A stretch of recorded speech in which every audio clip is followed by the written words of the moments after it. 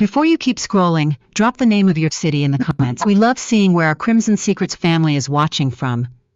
And if this is your first time here, hit that subscribe button. We post new stories every week, and trust me, you don't want to miss what's coming. Now, let's talk about what happened to Nora Calloway the night her husband handed her divorce papers at her own retirement dinner. The envelope was cream-colored, heavy stock, the kind of paper people use for wedding invitations or birth announcements, moments that are supposed to mean something good. Nora Calloway noticed the weight of it before she understood what it was. She was standing at the head of Table 1 in the Harrington Room of the Aldgate Hotel in downtown. Assistant had picked out holding a glass of sparkling water because her doctor had told her to stop drinking during the stress of the merger. When was around her. The speeches had just ended. The cake, 3 tiers, her name in gold, was being wheeled in from the kitchen. Her husband of 19 years, Derek, leaned across the table and placed the envelope beside her dessert fork. He said, quietly enough that only she could hear, "I think now's as good a time as any." She looked at him, then at the envelope, then at the cake coming through the double doors with a single lit sparkler on top. She picked up the envelope and slipped it into her handbag. She smiled at her colleagues. She cut the cake.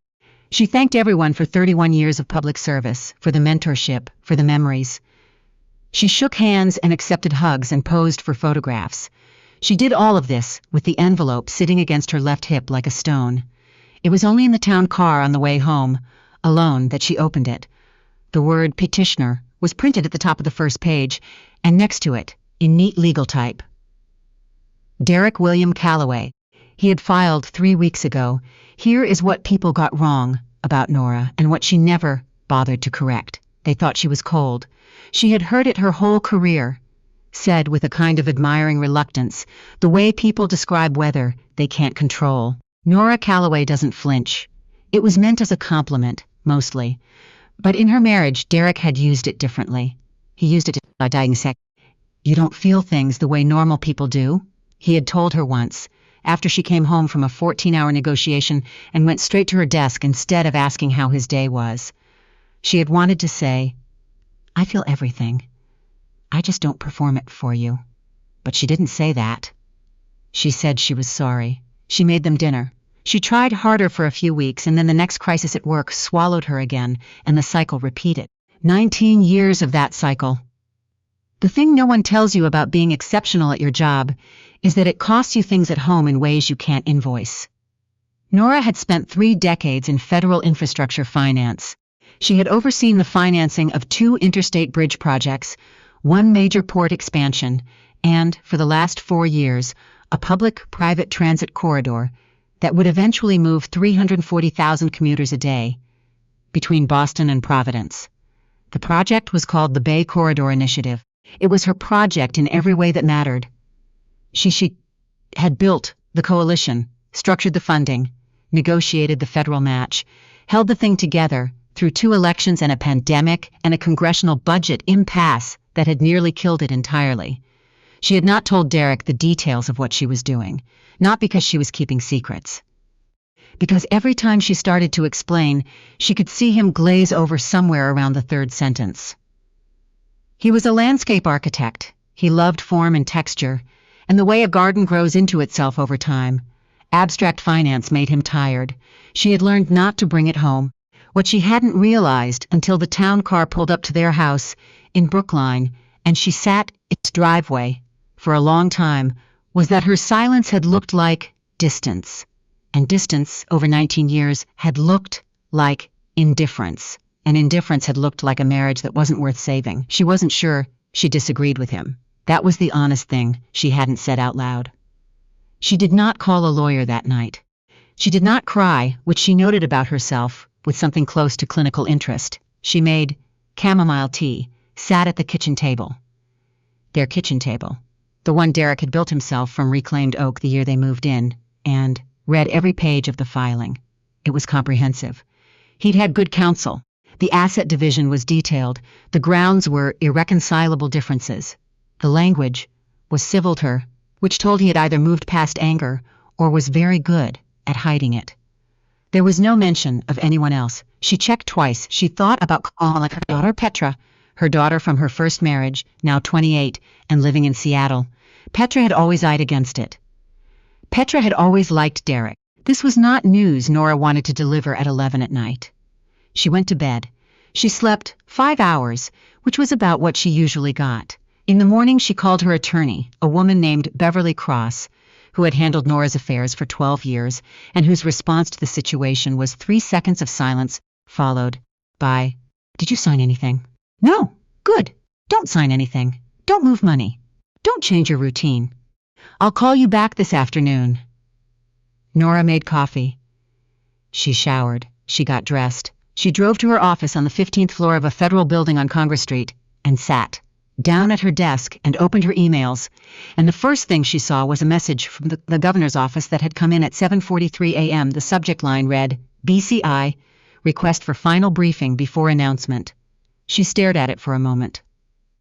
Then she set the divorce papers to one side, opened a new document, and started preparing her remarks. The Bay Corridor Initiative had been 4 years of her life in a way that she could not fully articulate to anyone who hadn't been inside it. There were nights she had sat at her office window at 2 in the morning, watching the lights of the harbor, running numbers in her head, trying to find the gap between what the project needed and what the federal allocation would actually deliver. There were phone calls she had taken in parking, garages and airport terminals, and once, memorably, in the bathroom of a rehearsal dinner for her nephew's wedding, crouched on the tile floor because the signal was better there, walking a junior senator's chief of staff through a bond structure. They did not understand but needed to approve by Monday. She had given the project things she had not consciously agreed to give. She understood this about herself. It was not a virtue, it was a compulsion, and she had been carrying it long enough to recognize the shape of it. But the thing about the Bay Corridor was that it was real, in the way that career achievements are real, not a number on a performance review or a letter of commendation filed somewhere. Real in the way that physical things are real, steel and concrete and signal infrastructure. The thing, when it opened, would move people, hundreds of thousands of them, every single day between places they needed to be. She had held that in mind for 4 years, like a lodestone. On the worst days, she had come back to it. This is what the work is for. Derek moved out 2 weeks after the retirement dinner. He took the furniture he had built himself, which was most of the furniture, and a number of plants, and left behind the kitchen table because it wouldn't fit in the truck, and he said she could keep it. She ate every meal at that table. For the next 6 weeks, her daughter flew in from Seattle the weekend after Derek left. Petra sat across from her in the kitchen with her hands around a mug and asked her mother, with the directness that Nora had always both admired and found exhausting, "Did you see this coming?" Nora considered the question honestly. "I saw the distance," she said. "I didn't want to look directly at where it was going." Petra nodded. She didn't offer comfort, which Nora appreciated. She had raised a daughter who understood the difference between comfort and truth. "Are you okay?" Petra asked. "I don't know yet," Nora said. "I think I will be." "That's the most honest thing you've ever said to me." Nora almost smiled. "Don't push it." What she didn't tell Petra, what she didn't tell anyone, was that the divorce was not the worst thing happening. The worst thing was a complication that had surfaced in the Bay Corridor project 6 days after the retirement dinner. A structural funding gap in the private side of the public-private arrangement that could, if it wasn't resolved, delay the groundbreaking by 18 months. She had been retired for 6 days. She had no formal role in the project. Her successor, a competent man named Thaddeus Burke, had been briefed and installed and was, by all accounts, doing fine. She called him anyway. She said she was checking in. He told her the situation was being managed. She said she was sure it was. She got off the phone and sat very still for a while. Then she made a list of everyone she knew at the 3 private equity partners who were flagging on their commitment. And she started making calls. And Beverly called her in early September with the terms of the preliminary agreement. Derek was not asking for alimony. He was asking for an equitable division of the joint assets accumulated during the marriage, which was standard. and which Beverly described as uncomplicated given their separate career earnings. He was asking to keep the house in the Berkshires. She could keep the Brookline house, which she had owned before they married and which had appreciated considerably. "He's being reasonable," Beverly said. "He usually was," Nora said. There was a short pause. "Do you want to contest anything?" She thought about it. "No," she said. "Let's just finish it cleanly." She signed the preliminary agreement on a Tuesday. She drove home from Beverly's office along the Charles River with the window down. Even though it was barely 60 degrees, and she thought about the 19 years and whether she would have done anything differently. She arrived at an answer she didn't entirely like. Probably not. The career decisions. Maybe some of the silences. That night she got a call from a number she didn't recognize, which she almost didn't answer. It was a man named Walter Rice, a senior partner at Pemberton Capital, one of the private equity firms in the Bay Corridor Consortium. He said he had gotten her number from a mutual colleague. He said he had heard she was the one who had originally structured the consortium agreement. He said his firm was reconsidering their commitment, and before they made a final decision, he wanted to speak with whoever understood the deal architecture best. "That would be me," she said. "Are you available Thursday?" She spent Wednesday preparing. She pulled up files she had before her retirement. Background materials, not proprietary, documents, the kind of briefing package she had built for her own reference over 4 years of negotiations. She rebuilt the financial summary from memory and her own notes. She mapped the gap, what the private commitment shortfall meant, what the alternative structures were, what the political cost of an 18-month delay would look like to the 3 congressional delegations who had gone out on a limb for this project. She arrived at Pemberton Capital's office on Thursday morning at 9 a.m. with a printed deck and a clear mind. Walter Rice was 60-something, the kind of man who had spent a career being the smartest person in rooms and knew how to arrange his face to suggest he was reserving judgment. He sat across from her with 2 colleagues and asked her to walk them through the original structure. She walked them through it. All of it. The federal match mechanics, the bond tranche structure, the contingency triggers, the political history of how each piece had been negotiated into place. She answered every question without notes. When they pushed back on the equity risk distribution, she walked them through 3 alternative configurations with the trade-offs for each. At 10:45, Walter Rice sat back in his chair and said, "Who brought you in on this?" "No one," she said. "I called Thaddeus Burke on my own initiative. He didn't ask me to be here. You're doing this as a favor?" She considered the word. "I'm doing it because I spent 4 years building something that works, and I'd like it to actually get built." He looked at her for a moment. Then he said, "Can you give us the room for a few minutes?" She waited in the hallway for 11 minutes. When they called her back in, Walter Rice said his firm would maintain their commitment, contingent on one structural modification she had actually suggested herself. They would need it documented and countersigned by the state authority, which would take 2 weeks. She thanked him. She shook hands. She took the elevator down to the lobby and stood on the sidewalk outside and called Thaddeus Burke to tell him what had happened. There was a very long pause. "You did what?" Thaddeus said. "Pemberton is staying in," she said. "You'll need to get the state to countersign a modification to the consortium agreement. I'm sending you the terms now." Another pause. "Nora, you've been retired for 6 weeks." "I know," she said. "You're welcome." The Bay Corridor Initiative's groundbreaking ceremony was held on a Thursday in late October, on a gray morning, with the kind of cold that comes off the harbor and gets into your coat.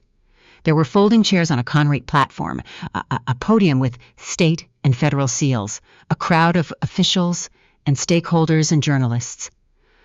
Nora sat in the 4th row. She was not on the program. She had not expected to be. She was there because Thaddeus Burke had called her the week before and said, quietly, that she should come, that there were people who wanted to thank her. The governor spoke. The Secretary of Transportation spoke by video. 2 congressional representatives spoke. There were several minutes of acknowledgement of the people who had brought the project to this point. And then the Secretary of Transportation's video paused, and a slide appeared on the screen behind the podium. Not the project's branding, but a single line of text, with special recognition to Nora Calloway, whose structural work on the Big Corridor initiative made today possible. The applause was immediate and, she thought, genuine. She sat in the fourth row and did not stand, because she had not expected to need to, and her instinct in unexpected moments was always stillness. She nodded once. The woman beside her, a state transportation official she had worked with for years, reached over and squeezed her hand. She kept her face composed. She thought briefly about the man she had been married to for 19 years, and the envelope on the table, and the word Petition R in neat legal type. She thought about the reclaimed oak table, still sitting in her kitchen in Brookline.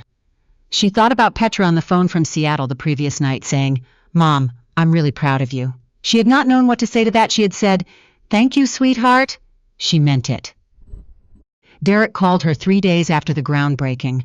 She saw his name on her phone and answered because she was not someone who avoided things. "I saw the coverage," he said. "The Bay Corridor thing, the ceremony, yes. I didn't know what you were working on," he said. "All those years, I didn't know the scale of it." She thought about saying, "I tried to tell you." She thought about saying, "You never asked." She thought about the 19 years and all the dinners and all the silences and the reclaimed oak table and the envelope on the cream-colored paper. She said, "I know." There was quiet on his end, not uncomfortable, just the space that opens up between people who spent a long time together. "And congratulations," he said finally. "Now, congratulations. It's a real thing. What you built." "Thank you, Derek." After she hung up, she stood in her kitchen for a few minutes. The table was where it always was. The harbor was gray and moving outside the window. The project was real. Steel and concrete and signal infrastructure, people moving between places they needed to be. She put the kettle on. She thought about what came next. She didn't know yet, but for the first time in a long time, that felt like an open door rather than a missing answer. And that, she thought, was probably enough to start with. If Nora's story stayed with you. The quiet ones always hit hardest, don't they? Share this video with someone who needs to hear it today, and tell us in the comments, have you ever done something extraordinary that the people closest to you had no idea about? We read every single one. This is Crimson Secrets. We'll see you in the next story.